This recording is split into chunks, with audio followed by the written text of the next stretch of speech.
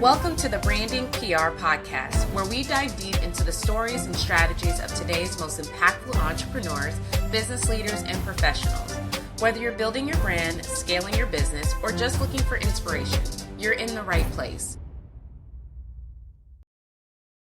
Hey, Brandinc PR fam. It's your girl, Brandy Sims here, PR strategist, media matchmaker, and the woman who believes your brand deserves to make headlines, not just noise. Today, we're stepping into the health and wellness lane, but not the generic cookie cutter, drink more water lane. No. I'm talking about the strategy, the hustle, and the marketing moves that can take a supplement company from the garage to a multi-million-dollar powerhouse status. And my guest today, James Garland, the director of marketing for Pure Thera Pro, who has actually done exactly that. He's been behind the growth of not one, but multiple wellness brands, and he knows the secret sauce for standing out, building trust, and staying ahead of the curve in a hyper-competitive market. So grab your notebook because James is about to spill the kind of gems your competition wishes they had. James, welcome to the show. Randy, thanks for having me. Pleasure to see you again. Yes. Pleasure is mine. I'm so glad we get to dive into this conversation. So let's get right into it. So James, the health and wellness space is busier than, I would probably say, a Monday morning Starbucks line. How did you make Pure Thera Pro, I want to make sure I'm saying it correctly, stand out in such a crowded market? Well, Brandy, that's a great question. I have to give credit to my founders, first of all, because they had the vision to create the company with the standards that this company has. I think to make a dietary supplement company stand out amongst the hundreds that are out there, you need a unique selling proposition, a USP. I'm sure your marketing gurus have heard of that before. And the USP for this company is it's a special one, and it's one I resonate with, and it's why I work here. And it's having a product that's unique in the marketplace. I'm not sure I want to dive into all about Pure Thera Pro right now, but the way this company stood out was its purity. It's right there. It's right there in the name, Pure Thera Pro. And for us, I think for different companies that might mean different things, but for us that means no fillers, no float agents, no excipients, no garbage, no GMOs. I could go on and on. No gluten, no dairy. And so the founder's vision is what's not in the capsule is just as important as what is. And that is, that was the idea that I was able to get behind and amplify and promote and push to really grow Pure Thera into what it is today. That's amazing. That's so amazing. Well, you know what? You've been in such what I would say, and we've had kind of conversations about this previously, you're in one of the most regulated industries out there. How do you keep messaging just fresh and persuasive without crossing those compliance lines? And please give me all the tea and the details about just what that compliance looks like, because a lot of folks are surprisingly not in compliance for selling those health and wellness products. Yeah, you're coming with those heavy questions right away. I love it. So right to it, right? Let's dive into compliance. Yeah. So there's multiple facets to this, and I'm not the most concise person. I like to tell stories. So I'm going to ask you to, keep me within the guidelines. I'll keep you in line. So I think compliance started back in 1941, World War II. The American government was looking to keep soldiers from getting debilitating diseases while they were deployed. They were also trying to figure out a way to keep the American populace and workforce that was kind of keeping the country running and the steel mills and the lumber mills running from getting debilitating nutritional deficiency diseases while they were on rations. A lot of people don't realize that the country was on rations back then. Oh, wow. And so what the government did is they teamed up with a board of scientists. I'm going to keep this pretty simple. And they commissioned those scientists to basically say, what is the bare minimum of a dietary nutrient like vitamin A or vitamin D or vitamin C or calcium for that matter? What is the bare minimum that a soldier or a worker needs to stay alive and not develop rickets or scurvy or anemia?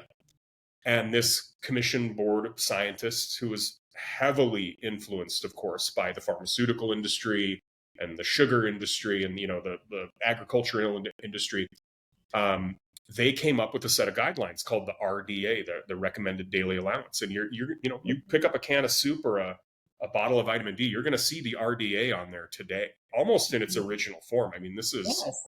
gosh, it's 2025. I mean, this is 60, Yeah. 84-year-old science at this point. Yeah. It's been updated a few times, but only mildly. And again, Mhm. I think it's because our scientific institutions and our, I guess our even Congress is kind of locked by lobby dollars and things like that. Not to make this political, but if you want to make a change, it's really difficult to do that if the pharmaceutical industry or big agriculture or big sugar or any of these other big industries, they don't want Yes. that change to happen. And so the RDA exists very similar to the way it did back then, where the amount of nutrients that they feel that Americans should get, and people around the world for that matter, because we're selling our products globally and so many brands are, is way too low. It's only enough to keep you from getting a deficiency disease in many cases. So Mm. that's the first part of compliance. We can talk more about that later if you think your listeners would be interested. Yeah. Yeah. The next part is dietary supplement world was, Mhm. it was a lot like Westworld. It was like the wild, wild west for many decades. Mm. So when dietary supplements were invented, I'm talking back into the 1900s when you had traveling salespeople and doctors selling literal snake oil, right? Like that's where the term came from. Yeah. Marketers like me, I'm ashamed to say it, would be out there saying like, get it here, regrow your hair, fix your broken elbow, and cure mommy's, like Yeah. like Yep. balance your humors and fix your Yeah. sore throat. And so they purported that their products would and could do anything, like treat disease and regrow limbs lost in combat, and I could go on and Mm. on. Well, that's obviously problematic. We talked about this before. We need some regulation, Yeah. right? The trick is finding a balance, of course. We don't want to be over-regulated and we don't want to be under-regulated. We want to keep people safe, but we also want to keep things available and accessible and not too censored. So the FDA in 1994 came out with DSHEA, DSHEA, the Dietary Supplement Health and Education Act. And if you're in this vertical, if you're in my space out there, this is something you need to be intimately familiar with. I don't want to pat myself on the back too hard, but I consider myself somewhat of like a national expert and voice who has taught hundreds of people about DSHEA. I've had conversations with lawyers who specialize in DSHEA. I've gone back and forth with major platforms like Amazon, Walmart, the FDA about DSHEA and how to interpret it, because interpreting DSHEA is a little bit more of an art than it is a science. Because they simply say the core of DSHEA for a brand like mine is that dietary supplements can't treat, prevent, cure diseases, nor can they mitigate the symptoms of disease. The Oh, wow. problem with that is now we've got to jump from DSHEA into insurance world, right? Like, what is a disease? What does your doctor and an insurance company and the federal government consider a disease? Is pregnancy a disease? Is menopause? Is a headache? Is an ingrown toenail disease? The Yeah. answer to those questions largely is yes. Until like the late 70s, even early 80s, pregnancy and menopause were even PMS were considered diseases, which is just wild. I mean, they're just stages of life. Like Yes. anyway, It's that's a aging. whole other ball of wax. Yes. But as you can see, it's very complicated. Like if you're going to be in this space and talking about what your products can and can't do, you have to consider like all of these, like DSHEA, RDA, the Medical Practice Act. Like, are we allowed to recommend that people take a supplement, or is that assuming a doctor patient? Are we giving medical advice at that point? So Mhm. you have to be familiar with the Medical Practice Act in your state. That determines who in your state can give medical advice. If you're on the phone, if you're a customer service support person for a company like mine, and you are on the phone and a young mother is saying, hey, my baby's head is really hot and I'm scared and she's crying. And do you think that this vitamin D will help her?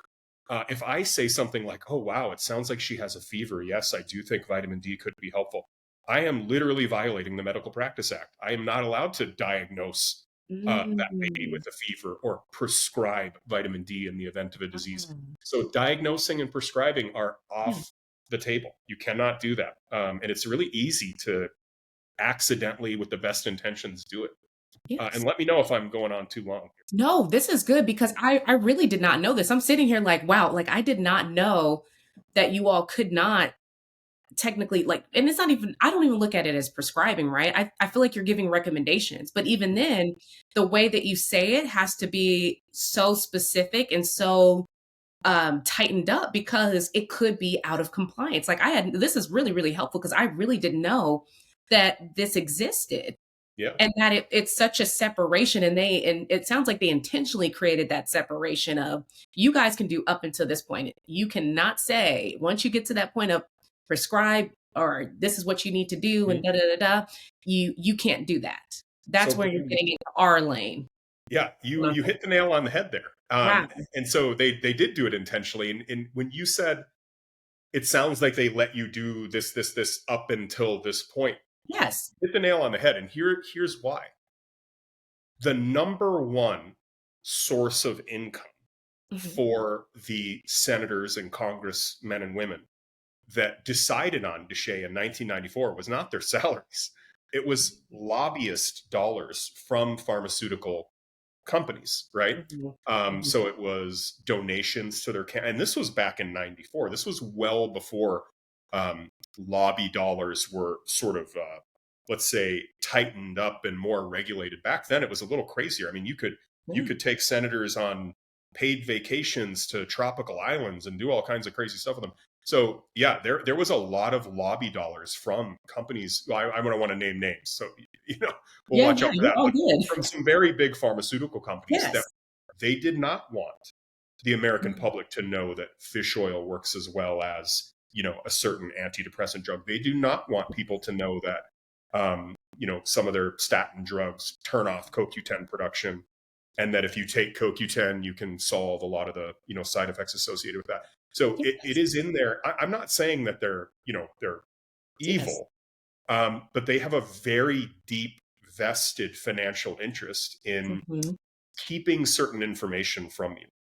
And Mhm. that's unfortunately that's kind of how corporations, when they get big enough, I tend to feel that like the values that we share tend to get just thrown right under the tires in Yes. the interest of keeping our jobs and keeping the needle, keeping the graph going up and to the right and keeping the shareholders happy. Like Yeah. everything else is an afterthought. I Yeah. need to pay off my vacation house and my brand new RV and make sure my kids can keep going to their $500,000 a year private school. Like, Yeah.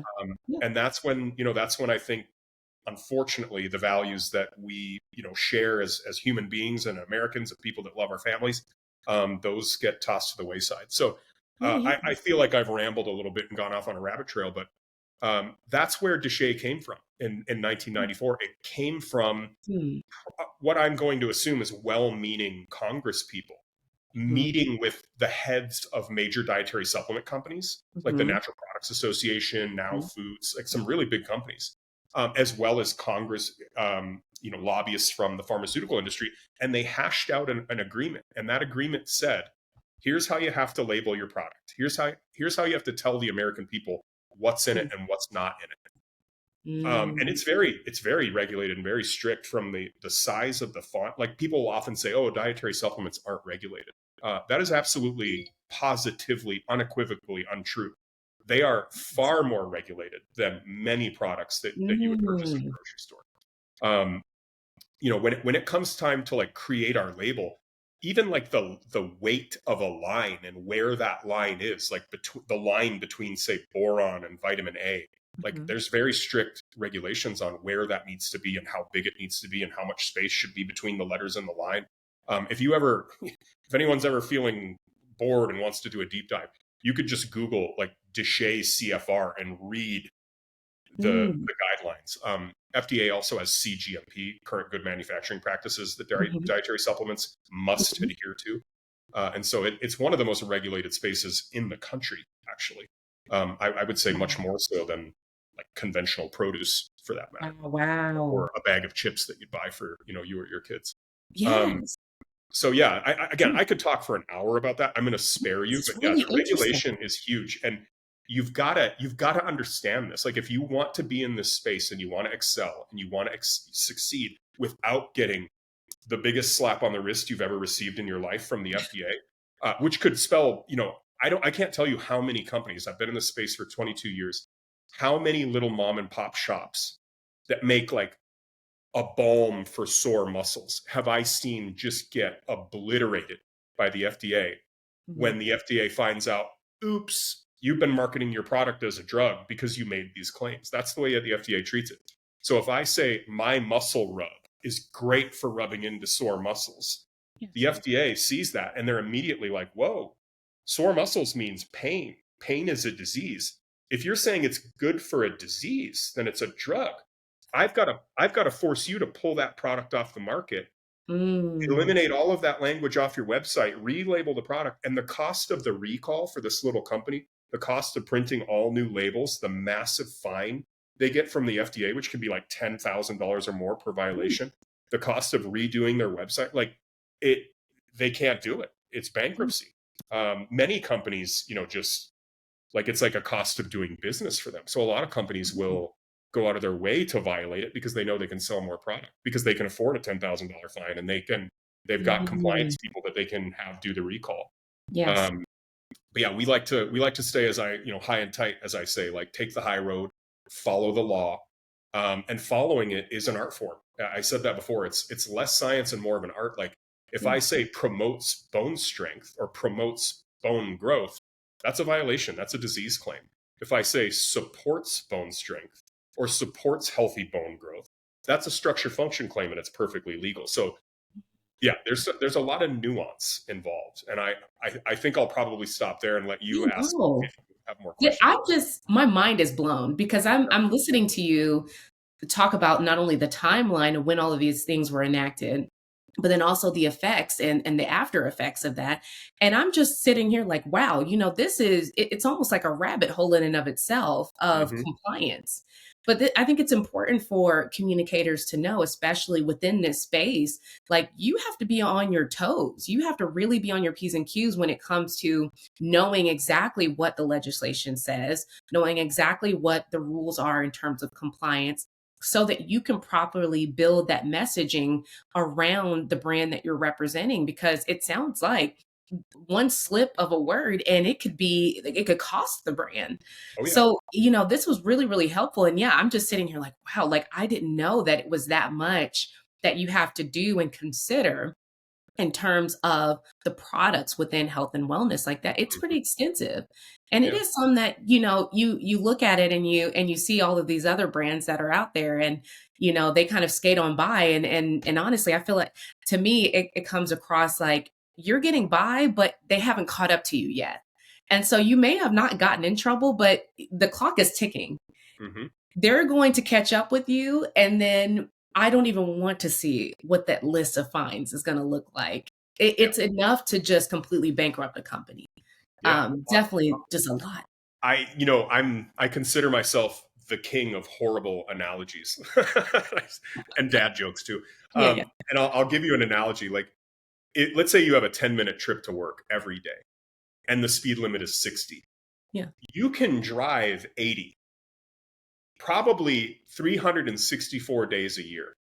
And you're going to be fine. Nobody's going to catch you. Nobody's going to road rage you, and so on. But that one time that you get pulled over, or God forbid, get in an accident. Yeah. Did that make it worth it? Those like saving 1 or 2 minutes a day, was it worth it?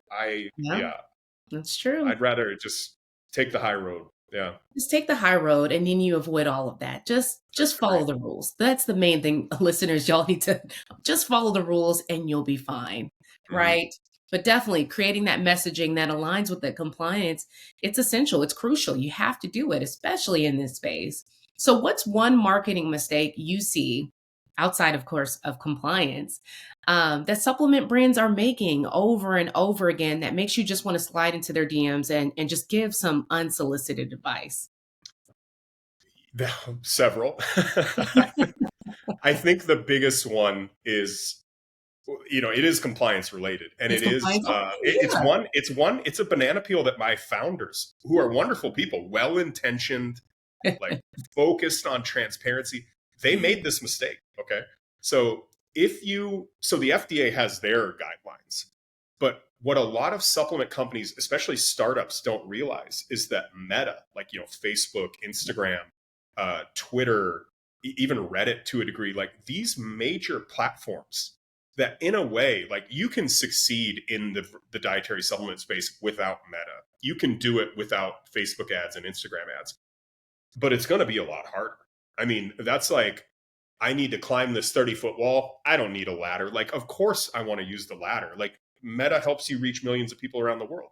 Mm-hmm. And if you go on Meta and you violate their policies, which are similar but a little different than the FDA's DSHEA, they'll shut down your account. They will ban your ad account for life with zero recourse. Like, you will have no way, nobody to talk to. It's like it's worse than the IRS. Like, there's no one to help you unlock that account or unshadow ban your account. Yep. And so that's Yep. another thing I would say.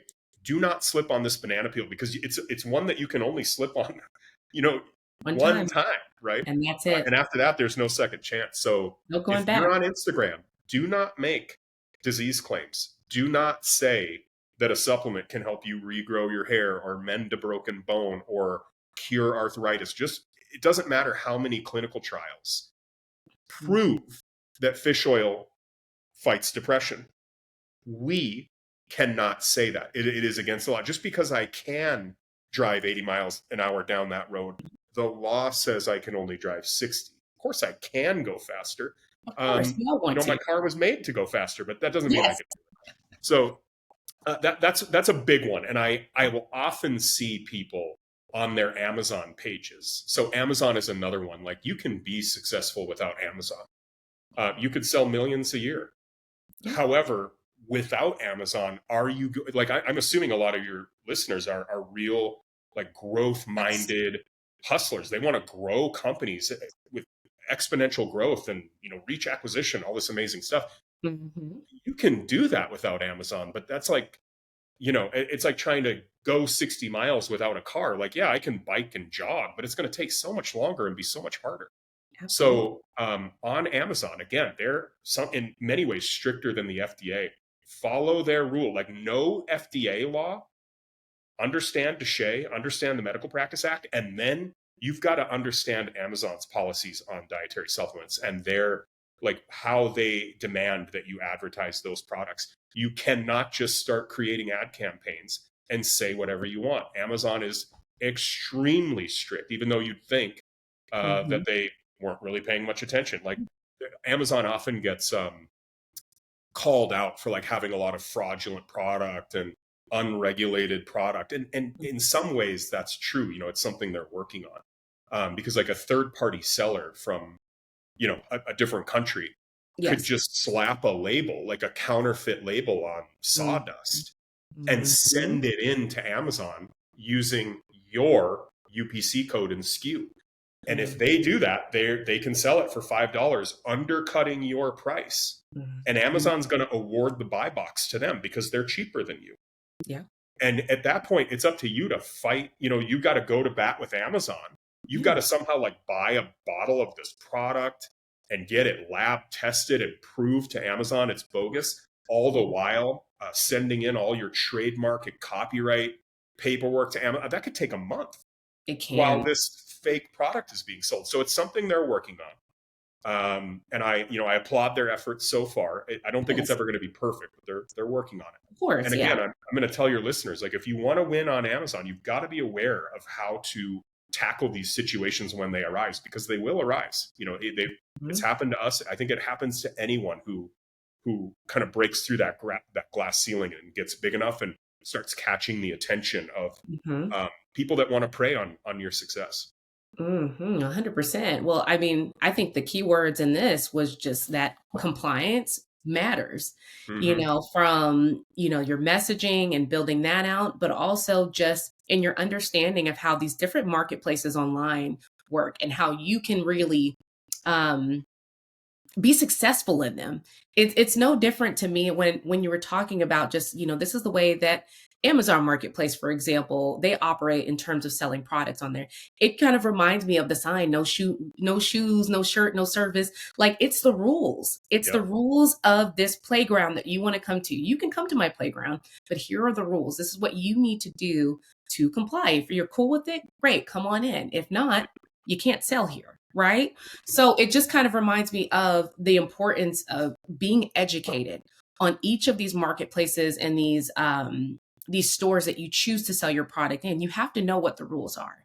And then Hmm. from that point, you have to build out what is the strategy and what is the play. I'm really big in sports here. Yeah. What is the play that you're going to have to be able to be successful on these platforms? But you got to know what the rules are. And that requires you to actually sit down and do the digging and really educating yourself, which James, I like, you're one of my favorite guests already All right. this year because of how much and how extensively you make it a point to be educated in each of these core areas. Like I'm just so impressed and I'm learning so much from you just in this conversation alone of how important these things are, but also here are the things that tie into directly what it is that we're doing here. I love it. Yeah. Okay, so let's switch gears. Let's jump into talking about brand trust, right? Consumer trust is one of those things that it's just harder and harder to earn, right? Than even I would say a 5-star Uber passenger rating. Okay, that's a hard one to achieve. Earning consumer trust is just as hard. What's been your approach to winning and keeping it? So this one, I need to give credit to my founders again. I don't want to sound like I'm floating their boats. I'm not even going to say Yeah. their name, but so when I came into this business, it's been over 3.5 years now. Yeah.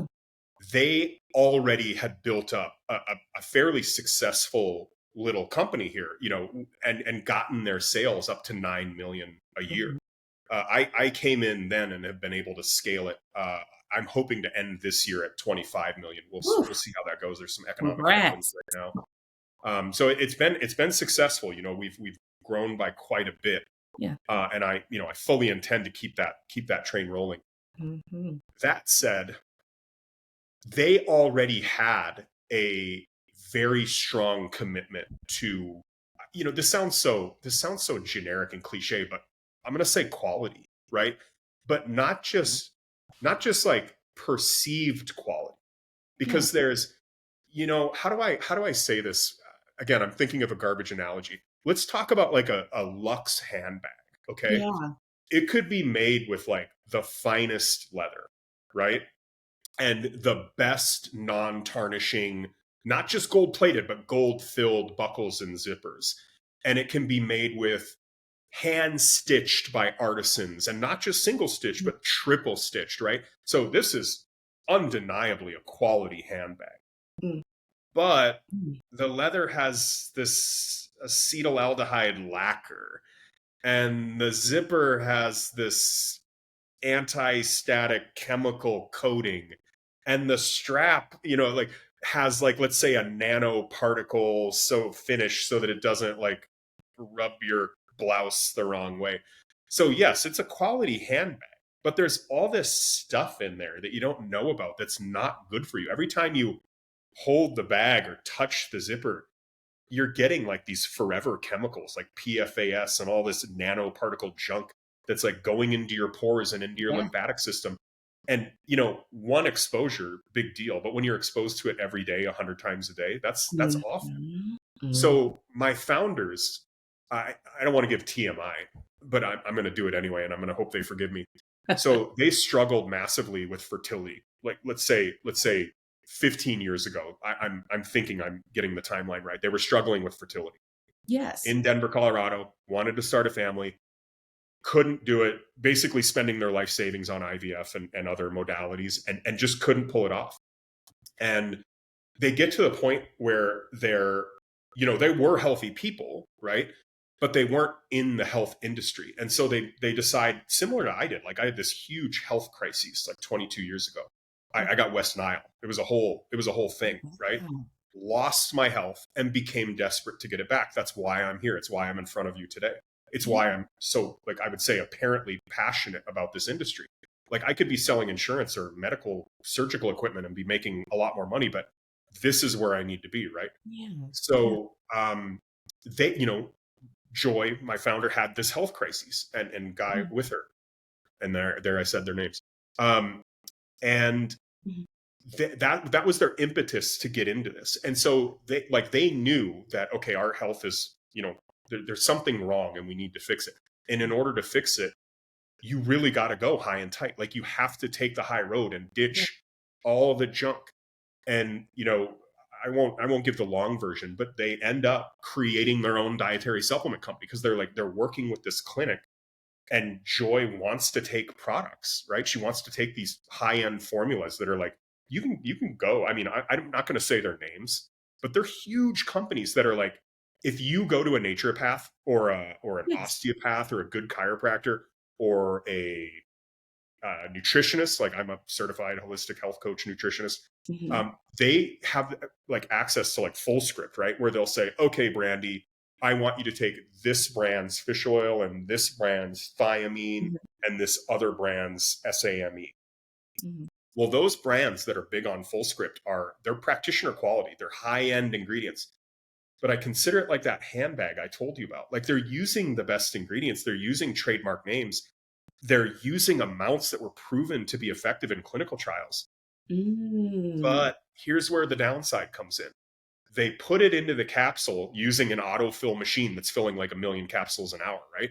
Ooh, okay. That machine needs you to add flow agents and excipients to the fill powder in order for the machine to do its job. It's like lubing the machine. Mm. And so they add in some silicon dioxide, some magnesium stearate, both ingredients that there's tons of research that these are not good for you, right? Oh, And exposure is everything, right? Like, if yes. I'm around one broken fluorescent bulb, am I going to get mercury poisoning and Alzheimer's?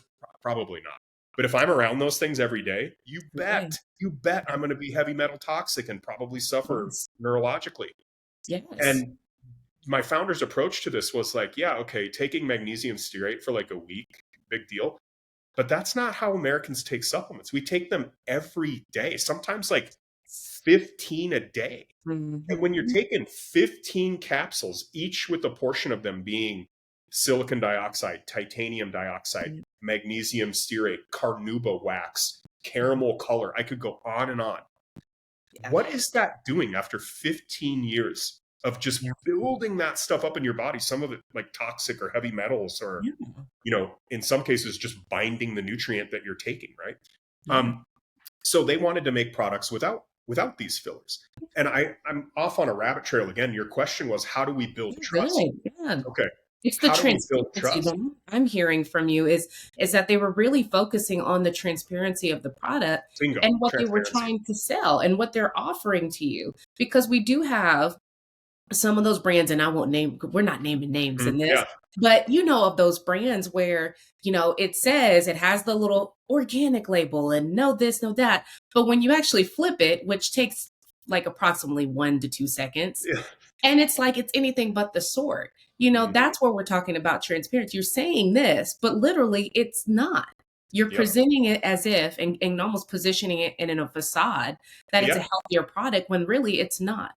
Yeah. And so what you all have been able to do is and you it sounds like they started right out the gate saying, "Hey, if we're going to be serious about this product and we really want to put this out there for folks that really need this, we've got to start it the right way, and that is we got to do the hard thing, which is can't have the coating on it if we Right. know that the coating is not helpful Right. whatsoever. Yes, it'll be easier to get it packaged and go and get it sold and on the shelves, but that's not what we're here for. We're here to actually provide a quality product.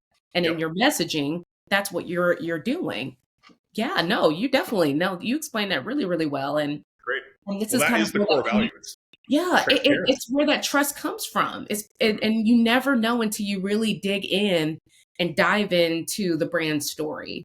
And with storytellers like yourself representing these brands, that's how this is effectively done is really getting in there and learning about the brand and being able to communicate that properly is crucial because there's so many of them that are out there that are, selling you the dream, but really, when you peel back the layers, it's more of what is it called? The gilded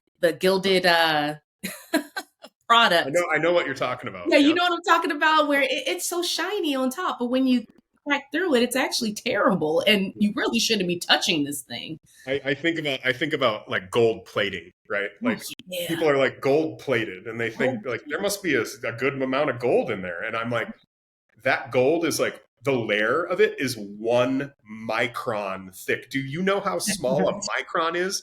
You can't even see it with a telescope. Like ugh, it's wild. Like, yeah, it's terrible. the luster, you can't fall for that. And like I applaud marketers that are able to convince people with luster and Mm, like look at our look we paid this agency $60,000 for these beautiful lifestyle videos and photos, and it's really showcasing and providing social proof for our demo. I love it. I applaud it. Like, go girl, go guy. Like, you guys yeah. are killing it. I just hope you're doing it with a product that's really helping people. You know, that's the one thing that's the caveat. I like it. Like Yes. for me, that's so important. If you've never lost your health, I don't expect you to feel the way I feel about it. Yeah. But I've been like down and out, and Yeah. I don't like. I made it my mission then, and it's been my mission for over 20 years, just Yeah. like my founders. I don't ever want to feel that way again. And if I can help other people get out of that rut, Yeah. that's all that matters in the world to me. I mean, Yeah. obviously like safety and shelter, right? But Yes. that's the drive that keeps me going. And so I hope that like commitment to helping people feel better and showing them like here's why like our product is going to help you feel better than say a similar product. Mhm. I hope that shines through in our marketing, and we sure try. You know. Yes, yes. Well, hey, just with the advice that you're sharing and just what you've done, your approach to winning that trust, I mean, it's effective, but it all goes back to that transparency. Hmm. And right out the gate, you all have made it a point to be transparent in your products. And that's something I hope that resonates really and truly with our listeners, that you have to offer that transparency. And then also, I just want to say this before we move on to the next thing, that, consumers are getting smarter. Yeah. Consumers are getting smarter, and they're doing their research. They're finding and learning about these brands and these products, and they're calling these brands out. They're calling these brands out. And personally, I love it. The communicator in me, I love it when brands get called out, because you need to hold them accountable, especially the communicators. You need to hold them accountable. If you are saying your product is supporting this and weight loss, or supporting hair growth, or supporting or doing whatever it is, and we come to find out it's really not, and it's actually got XYZ chemicals in it that is really actually detrimental and can cause even more serious issues down the line. You need Hmm. to you need to hone in. You need to focus on that. You need to correct that, right? That's something that has to be changed. But I think that definitely over the last couple of years, I've seen more and more of these stories of brands that kind of get their hands slapped by consumers that say, "Hey, you said it did this, but you have this chemical in here, and that's not good for it to Yep. have." That is something that has been, I like to see it, because it's a great case studies, and here's what not to do, and here's why. But I Yeah. like to see that consumers are asking better questions, and they're getting more educated in these instances, but they're calling these brands out. So the last thing you want, and I'm kind of talking to the listeners here, the last thing that you want is to have your brand in a real crisis calm situation. Oh yeah. It's much easier to be proactive than reactive. It's much easier to be just already staying in line. And I think you mentioned this earlier, James, staying above, Hmm. than to be starting from scratch and then trying to work your way back up because you improperly shared information, or incorrectly shared what your product could do, and it really couldn't, or it has something in there that is not helpful, Yep. or that is detrimental to someone's health. And now you're feeling the wrath of social media and online communities. That's Yeah. not a fun place to be in. I And it's applaud expensive. the people that start like so that when a brand gets called out or slapped on the hand by social media, it's usually because of one amazing person, right? Who's either got too much time on their hands or it's their job. Like I'm gonna name drop somebody. I don't know them. I'm not affiliated with them, but like Yeah, yeah, Let's Save Mama. I don't know if you've ever heard of her. And yeah. there's other people like her where they'll Yeah. like, we're gonna buy your pan and we're gonna test it for lead. And if it's Mm. too high, We're going to publicly call you out. I Yeah. love that. Like, I Yes. rely on them. I can't test my cookware for lead. Like, I don't have time for that. I don't have money for that. I don't have a Yeah. lead tester. But like Yeah. the Yeah. people, like, I wish we had more like of these, like, I don't know what you want to call them, like citizens with a cape. Accountability partners. I don't Yeah, know. yeah, there you go. I wish we had more of those Yeah. in our vertical and frankly in every vertical, right? Yes. Like it's sort of like consumer reports in a person. You know, Yeah. I think it's amazing. And I can sleep at night knowing that you know, if they ever turn their attention on our product, it'll be Yes. a good thing, not a Yep. nightmare. Exactly. Exactly. And that's where you want to be, at the Yeah, top, not the bottom, right? agreed. All right. So, storytelling. Okay. Let's talk about storytelling. Storytelling is a marketing buzzword. I get it. But you've actually used it to drive real growth. Can you tell me about a campaign where storytelling what made such a huge impact for the brand? That's a tricky one. Another great question that's hard to answer. There, you know, we have so many different ad campaigns and things going on just to get our message out there. Yeah. One story I like to tell, you know, I'm on a podcast right now, right? So Mhm. I would be remiss if I didn't share this story. Yeah. Is one of our most popular products is a methylated multivitamin. You know, you or your listeners may have heard of that before. It's a special multivitamin with methylated B vitamins. And generally, when you buy a methylated multivitamin, which tons of companies sell these, Mm. it's usually, depending on the brand and the quality, it's usually got the best versions or the best form of every other nutrient as well, right? So it's not just the methylated B vitamins, but it's got like active B vitamins and maybe some liposomal vitamin C instead of regular, and so on. So that's one of Yeah. our like flagship products, and it's one that like over and over people will take it and be like, "This changed my life. I feel so much better," and we'd love to hear that. And that's across the industry, right? Like you can Yes. go buy methylated B vitamins from one of my competitors and see that they've got amazing reviews because methylated B vitamins work. Well, they work so well that a few years ago, there's a huge influencer. I don't know what you want to call him, like expert in our space. He's got a Gary Brecka. You may have heard of him. Your listeners may Sounds have heard of familiar. him. Yeah. Yeah. Yeah, he's really big in the natural health space, like Mhm. grounding, ice baths, nutrition. He went on Joe Rogan and started talking about methylated multivitamins, right? Mhm. Mhm. And well, we were ecstatic because that's like, you know, two of our best selling formulas and two of the formulas my founders are the most proud of were these methylated B vitamin formulas. Mhm. And so, I mean, we would have been like really remiss and silly not to capitalize on this fact that like Joe Rogan, like the biggest, maybe number two or number one podcast in the world. Yeah. Sorry, I'm not sure. He's been And number then one for Gary like Brecka, years.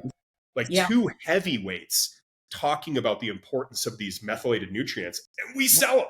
So, you know, right away, we were like full time working to, I hate the word capitalize, but you know, like take advantage of the fact that Yeah. these two heavyweights talked about it and get that message out there. So our blogs, our promotions, our ads, our social, like the videos that we used in social, all pointed to this fact. And as soon as we heard them talk about it, like we noticed an uptick in sales like that night, the next morning, you know, we're on the phone with my founders talking about like, what do we do about purchase orders? What do we do about inventory? We had to immediately, it was reactive, right? We could never, like, we couldn't know that they were going to talk about Participate. this. Yeah. But the Yeah. second they did, we had our finger on the pulse. We're listening, our ears are out. We're looking at our daily sales, even hourly sales, and then trying to figure out, oh my God, where is this spike coming from? And then how can we ride this wave? And Mm. not just for sales. Again, I know this is like a marketing and PR podcast, but and I'm gonna, you know, this is gonna sound a little goody two shoes, but how can we use it to educate more people, empower more people, not just sell Mhm. more multivitamins, but Yeah. how can like yeah, a few million people heard about this. How can a few million more people hear about it? Because Americans are sick, they're exhausted. You Yes. know, these can help. Like so many people have this MTHFR genetic defect, like up to 40% of us, and we don't even know. And if Mm. you're taking regular B vitamins and you have this I'm going to say defect, this issue, they're going to make you feel miserable. They're not going to work for you. They're going to make you feel jittery. Yeah. um, and yeah, I would say that was like the number one, the biggest impact campaign that we ever ran was right after that. And now, you can bet, like, we're always looking for these big names in podcast world. Like, what are they talking about? If they do talk about something that we're well positioned, right, Mhm. to react to, we need to immediately go into overdrive with our articles, our social, even our sponsored brand ads on Amazon. Like, can we put a video snippet of the discussion in there? Like, what can we do to use that, and to use these different I'm going to say advertising and educational channels and amplify that message. Oh, yes, yes. In PR, we call that newsjacking. There you go. You guys took an opportunity, ran with it, and yielded amazing results and some great success. Yeah. But I love hearing about things like this because those are huge opportunities that people I don't think communicators use enough. When something is trending or your favorite podcaster makes a mention like that about a product or a service that you offer or in the industry that you focus on, why are you not talking about it more as the expert in that space? Why are you not educating more? It's the perfect time. I'm all about striking while the iron is hot. When people are talking about it, that's when you need to do it. And it sounds Agreed. like that's exactly where you're at too, and where you all were at when that name drop kind of happened. That's amazing. Yeah, it was really fantastic. And I agree. Like, it can be a flash in the pan, Yeah. or it can be the wave that takes your business to the next level. It can be lightning in a bottle that stays in the bottle and you can wield it. Like, it's Yes. yeah, Yes. but don't let it be a flash in the pan. Like, Yeah. for your bottom line and for the people that you're looking to improve their life. Like, Yeah. yeah, take advantage of it. News jacket, Exactly. like you said. News jacket. Yeah, exactly. All right. So customer reviews, they are gold, but Mhm. not all brands know how to mine them. How do you turn them into actual conversion powerhouses like this instance with, the Joe Rogan name drop and mention? Mhm. So reviews they are gold, and mining them is challenging. And honestly, Brandy, I'm going to say it's only gotten more challenging. Like, even in my 3.5 years with this company, I won't even get into the 5 years before that, but um, Amazon has made it tougher and tougher to get reviews as well Mhm. as to respond to them. So Mm. I think a lot of the big names on Amazon, this is something your listeners probably don't know about. But if a product has been on Amazon for, like, let's say more than 4 years and it's got 10,000 plus reviews, I don't want to drag anyone through the mud here, but Yeah. there's a very good chance that a lot of those reviews were purchased through, like, a review mill. Mm. Um, and the way that works, like, I get a dozen of these emails a month where they'll say, like, "Hi, we have a whole network of purchasers around the country, and if you pay us, we Wow. will have Yeah. our 500 people. Like, you just pay us for the product, right? Because you have to reimburse them for the purchase. You Mhm. pay us for the product, and then pay us like an administrative fee, and we'll get your product 500 positive reviews." Mm. And I will tell you, if you get 500 positive reviews on your product in 6 months' time, Mhm. holy moly, is that going to impact your rank and your sales on Amazon? It is gold, Really? literally. Like you said, I mean, you Mm. can take that money and exchange it for gold. Um, but doing that, it's a great way to get your product pulled off of Amazon, or even your whole company kicked off of Amazon. It is against their Mm. policies. And back in the day, when people used to do this on Instagram too, right? They'd buy I saw likes. that, yes. By the bots and to up your followers and your engagement. Absolutely, yeah. Yeah, you had to do it to win back then. Yes. You try to do that now, you'll lose your account. Like, you're done. And so, if you're new to the space, it's really hard to compete with a 4.7 star product with 5,000, 10,000 reviews. And sometimes, we'll see, like, we keep a close eye on our competition. We will see a startup all of a sudden have 1,100 reviews on their, what I'm going to call, like, their junky cheap product. And we Mhm. can tell right away, like, oh man, they purchased reviews. And when we see that, it's like me doing 2 miles over the speed limit, and then somebody just whips by me doing Yeah. 110. And It I'm is. thinking, you might get away with that, but I wouldn't risk it. Right. So, Mm. yeah, you'll get to work 5 minutes faster than me, but how long are you even going to be able to keep that car? Yeah. I can't abide by it. I would not recommend anyone do it. Like, yep, it is a shortcut. You can Yep. do it. I get those emails, like I said, a dozen times a month. I could respond to one and take advantage of their offer, and it might help our business, and I might never get caught. Yeah. Um, but it's like cheating on your taxes. Like, I don't want to lose sleep for the next 7 years worrying if I'm going to get audited for this, right? So yeah, Exactly. I don't. And with AI, like Amazon's like AI algorithm Oh. detection systems, they're getting better and better at catching people that are breaking the rules, whether it's compliance or review Yep. purchasing or whatever it is. So Yeah. yeah, Yep. they're valuable. You've got to do what you can to get them. They're golden. Like, if you've got a great review, it should be on your Shopify store, right in the buy box. Yep. It should provide social proof and overcome objections and help people rest assured that I should buy this. This works for people. It worked for them. It can work for me too. That's probably common sense to your listeners.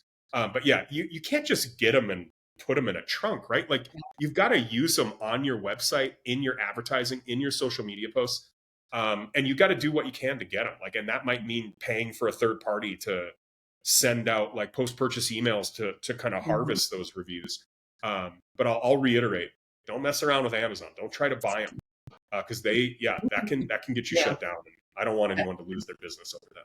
Oh, 100%. Yeah, that's the name of the game. Don't mess with Amazon. They are Yeah, a giant. They are a beast that I true don't want words. any True words. problems with. I do not want any problems with. So I definitely hear you on that one. But you're so right. It's reviews are such an important part of this that I think we had a couple other episodes back where the founder of Dugout Mugs kind of talked about it and what he did as well to get those reviews. And he made it clear, like, yes, it's hard to get, but here's the thing: most people just don't ask, and I believe that wholeheartedly. Most businesses don't ask. Ask your client, hey, would you mind? Hey, we saw you loved it. Would you mind sharing this review? Would you mind going on Google or wherever you've shopped and you go to, and just sharing a review, what that can do for a small business. But we're in the age of instant gratification. I get it. We see the little bot, we get the emails, and it's like, hey, I can up yours by 50% in 2 minutes. Just go ahead and subscribe now. And it sounds enticing, but you're so right, James, in that it sounds enticing, but it's going to create a headache in the long term that you do not want to deal with. And what's worse than having your product pulled from a major, major supplier and outlet, for something as small as, like, just don't use the bots. Don't use the AI. Just be authentic. Oh my gosh, what? Mind blown. Be authentic. Worth it, Come Brandy. on, guys. It's not worth Sounds like it. a page there. It is not worth it at all. All right. Well, hey, this has been such a good conversation thus far. And I have another area that I want to get into, which is the future of supplement marketing. And I have a feeling you've got some ideas on this one. So if you had a crystal ball, what trends should health and wellness brands be paying attention to in the next few years? That, again, another great question, and it's a little up in the air right now. Like, there's a new administration in the White House, Yes. RFK Jr. Love him or hate him. I'm not going to comment on that. Yeah. He's very different than He's previous different. people that have been in charge of the FDA. We'll see where he takes it. Will there be a Deshay 2.0 in the dietary supplement industry? Will Yeah. Deshay go away? I can't imagine they're going to get rid of all regulation, but will regulation change? I believe it will. Yeah. And I think one of the most important things you can do if you're in my space in this vertical is pay attention to where that is headed. So how is compliance going to change? Are they going to open it up so that we can quote, like, if there's a double-blind placebo-controlled study that shows that a nutrient is able to have this impact on a person Mhm. with an illness, can we share that information, or will we remain censored? We need Mm. to understand that if we're gonna stay on top of marketing, heading into the near future. The other thing that I think we all need to pay attention to, and again, this might sound cliche in the current environment, is AI, right? Yes. Your competitors are going to be leveraging AI now and in a month and in 6 months to make commercials for their products that 2 years ago a pharmaceutical company pays like $100,000 for one of their commercials, right? Hmm. You are going to be able to make that commercial by yourself in less than an hour using Google VO3 or Sora or Grok. I mean, it's already there, right? Like figuring out the prompts and stitching together the little 8-second videos. It's a little challenging, but in a year, in 18 months, you're going to Hmm. be able to make a Hollywood level movie.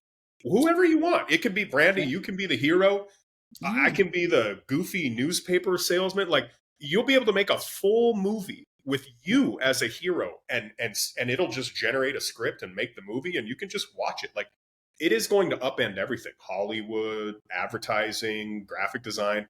I think it is essential that we stay on top of this in every industry, but especially in dietary supplements, because they're going to be using AI to formulate, to Mm. monitor news journals, like let's say like the Naturopathic Journal of Modern Medicine or whatever. So you can have an AI agent reading every paper and figuring out what are the nutrients that are like say underserved in our industry that are making waves in the Mm. medical community, and then you are now ahead of the game, right? Like you're the person with the methyl multi Yeah. before Joe Rogan even talks about it. Mm. And so I'm going to leave it at that. I'm going to say watch compliance. And if you're not working with AI already, you're late to the game, but you're not too late. Get Mm. acquainted, right? Like start watching YouTube videos and LinkedIn and Twitter accounts that are teaching people how to leverage AI Mhm. to help grow your business and hopefully create more jobs, right? Like I'm admittedly a little scared that AI could eliminate jobs, but Yeah. I think right now, if we use it correctly, it can help grow your business and create more jobs. So that's Yeah. what I'd say to your listeners. Ooh, I love that. I love that so much. Now, if you were launching a new wellness brand today, knowing what you know now, of course, what would you do differently from day one? God, that's a great question. Um, what would I do differently from day one?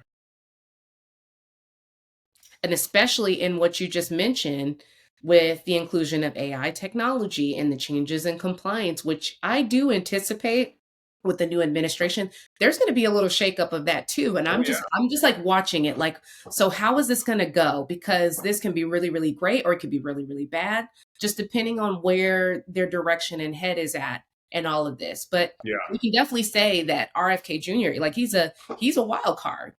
So I definitely am going to be curious about what changes are going to really be made, and how that's going to impact Yeah, we'll the health see. and I mean, wellness brands. should I legally be allowed to make Brandy a superhero in a movie or myself Can a I? superhero? Yeah.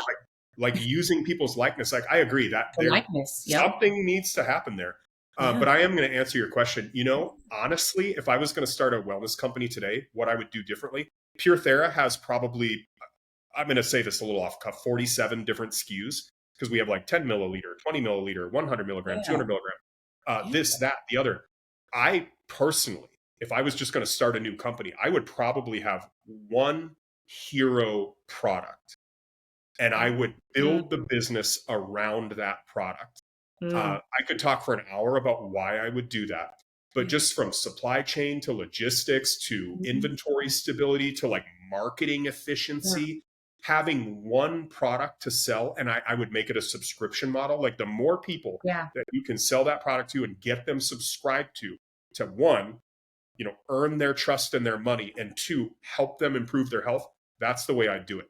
Um, I think you're going to have the best luck if that's the route you go. And I would say subscription model is imperative because Yeah. if I only have one product and you only buy it once, Yep. I mean, that's not the way to scale. Yeah. Yeah. Ooh, I like that. I like that. I'm like jotting it down in my mind, like, okay, Yeah. noted. Get one SKU. Don't have all these multiple different school SKUs and product lines and all. Like that's actually a really smart way to go about it. And I'm slowly like trying to think of what brands have just very like they're just known for that one thing. And I don't know why the first thing that came to mind was Arizona tea at 99 cents. Yeah. And I'm like, it's so purple smart. mattress, right? Like a But lot it's of companies, they branch out eventually. Like now Purple Mattress makes seat cushions and eventually they'll make pillowcases. But like they start with one thing and that's how they blow up. And then they invest that capital into other. So yeah, I'm not saying only stick with that one product. Eventually you gotta expand. Yeah. But I would scale it on one or two heroes. Yeah. 2 hero products. 1 or 2 hero products. I like that. That's smart. Smart thinking. Well, James, this was such a good conversation and just packed with so much insight. And I know my listeners are already scribbling down, jotting down their notes and Googling some of the strategies you just dropped. All right. So I really appreciate you from that. But thank you so much for giving us the inside track of what it really, really takes to scale, build that trust, and prepare for the future in the health and wellness game. So I really appreciate you. Before we wrap up, where can our listeners connect with you and follow through along, or really follow you along with the incredible work that you're doing at Pure Thera Pro? How can they get connected? Well, Brandy, thank you. I loved this conversation. I really enjoyed it. Pleasure to be here. I want to say that first. Yes. If you want to find Pure Thera, we have a website, www.purethera.com, PURETHERA. So purethera.com. You can also follow us on Instagram. We're just at Pure Thera. We have a Twitter, we have a Facebook. It's really easy to find us on those other channels. But we tend to post on Instagram the most. And then, naturally, you can find us on Amazon. And I hope that if you do find us there, you choose us over our competitors. Oh, yes. Oh, and if it's okay with you, I want to share a promo code with your listeners. Please do. So yes, we love a code. If you're interested, if you or your family or your friends are interested in purchasing anything on our website, check us out, like read our blog, get to know us first. Don't just take my word for it.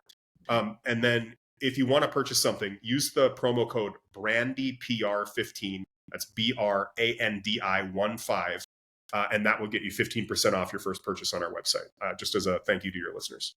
Wow, you are the best. Thank you so much for giving us this incredible code. And we will be checking out your products for sure after this. Like this is amazing. So for everyone tuning in, if you love this today's episode, make sure that you follow James.